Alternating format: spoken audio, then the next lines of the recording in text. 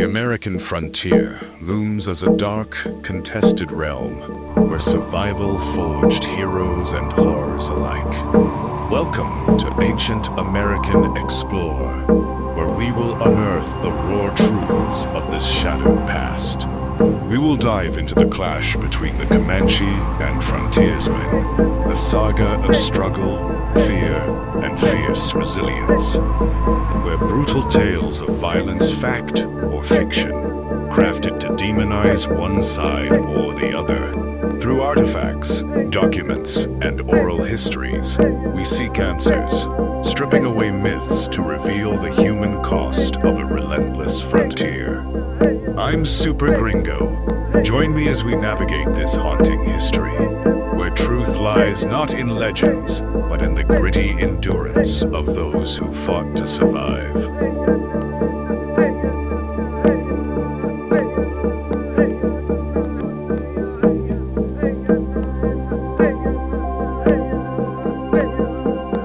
The American frontier was a landscape of survival, cultural collision, and complex conflict.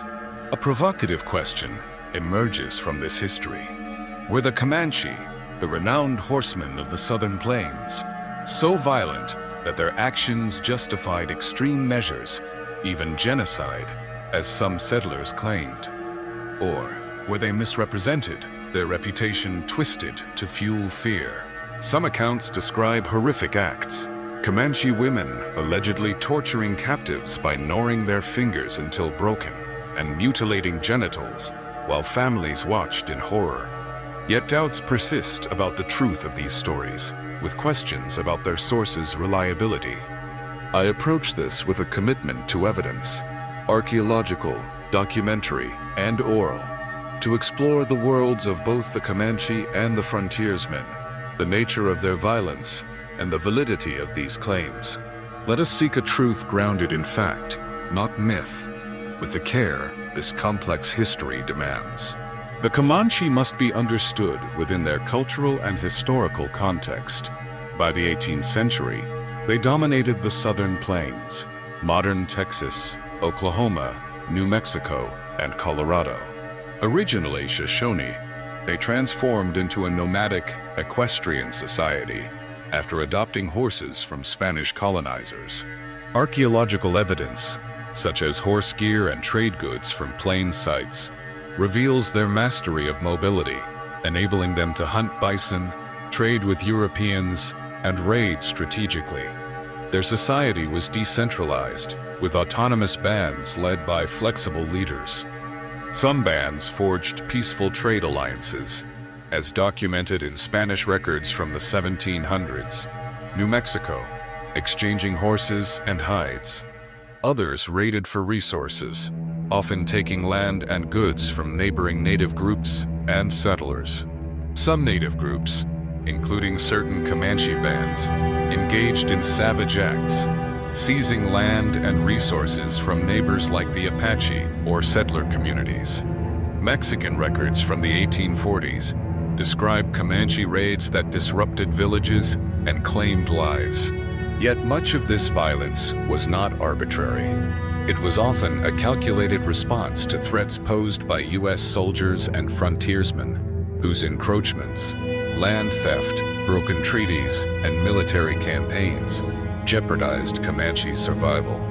The soulless label applied by some settlers reflects 19th century Euro-American prejudices rooted in religious and racial biases that dehumanized native peoples. Some narratives claim Comanche women tortured captives in gruesome ways, gnawing fingers until broken and mutilating genitals while families watched. While such acts could have occurred as isolated incidents in the chaos of frontier conflict, they lack credible evidence in primary sources. Spanish and Mexican records, as well as Comanche oral traditions, do not corroborate these specific claims. Accounts of the 1836 Fort Parker raid document killings and abductions, but no such atrocities. Settler narratives, like John Wesley Wilbarger's 1889 Indian depredations in Texas, often written decades later, exaggerate or fabricate details to justify native removal. Anthropological studies, such as Thomas Cavanagh's work on Comanche captivity, show that some captives faced ritualized violence, but many were adopted or ransomed. The absence of archaeological evidence, like skeletal remains showing distinct trauma, further undermines these stories. They likely serve to vilify a people under siege, amplifying fear to rally settler retaliation. The skepticism about their reliability is well-founded. History demands we test such claims against evidence, not emotion. Violence shaped the frontier, but it was not uniform. It varied in form and motive. Comanche raids, recorded in 1840s Mexican and Texan documents, killed settlers and disrupted communities, often in response to threats from U.S. soldiers and frontiersmen. The 1838 Battle of San Antonio saw Texans massacre Comanche negotiators, escalating tensions. By the 1870s, U.S. Army campaigns, such as the Red River War, systematically burned Comanche villages and destroyed food supplies, forcing survivors onto reservations. Census data shows their population plummeting from 20,000 to 40,000 in the early 1800s to under 2,000 by the 1880s, a loss driven by disease, warfare, and displacement. Frontiersmen, too, faced grave dangers.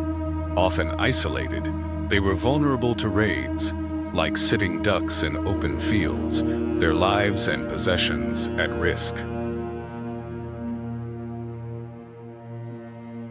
Both sides committed savage acts. Comanche raids targeted survival, seizing resources, while soldiers and frontiersmen sought land and control, often with devastating force.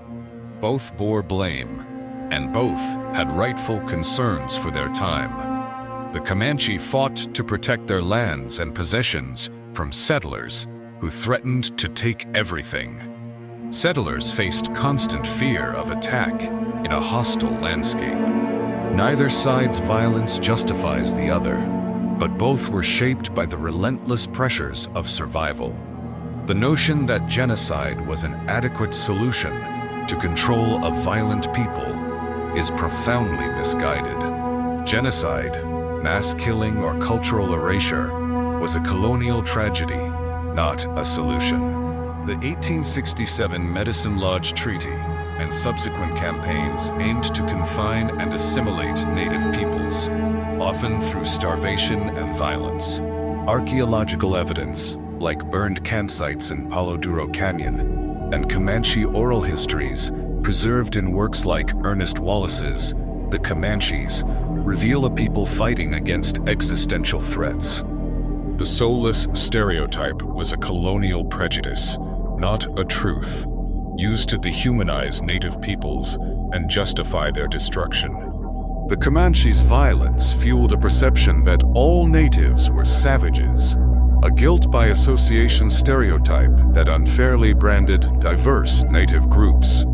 Their raids, while fierce, and sometimes aimed at neighboring tribes, were often responses to threats from soldiers and frontiersmen. Other native groups, like the Wichita, maintained peaceful trade, as evidenced by archaeological finds of trade beads and pottery.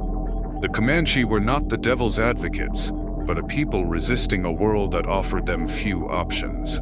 The frontier was a complex tapestry of conflict and coexistence, with varied motives and actions. Some native groups, including certain Comanche bands, acted savagely, taking land and resources from neighbors, but their actions were often calculated, not random, driven by threats from U.S. soldiers and frontiersmen. Settlers, too, ranged from homesteaders seeking survival to militias targeting native communities with brutal force. The skepticism about torture stories aligns with anthropological rigor. We must cross-check sources, documents, artifacts, oral traditions, to separate fact from fiction. Both the Comanche and frontiersmen navigated a world of struggle, each with their faults and fears. The histories of both the Comanche and the frontiersmen deserve to be told with equal care. Both are tales of struggle and survival, marked by savagery and mutual targeting. The Comanche fought to protect their lands and possessions from settlers who threatened to take everything. The settlers, vulnerable in an open and hostile landscape, faced constant fear of attack. Both sides bore blame, and both had rightful concerns for their time. In the end, the frontier was a contest of survival, where each side's ability to outlast the other often came down to who could kill whom. Their stories are not myths of savagery or sainthood, but chapters of human endurance, loss, and resilience, demanding equal respect for their shared humanity. That's all for now. I'm Super Gringo, and you are watching Ancient American Explorer.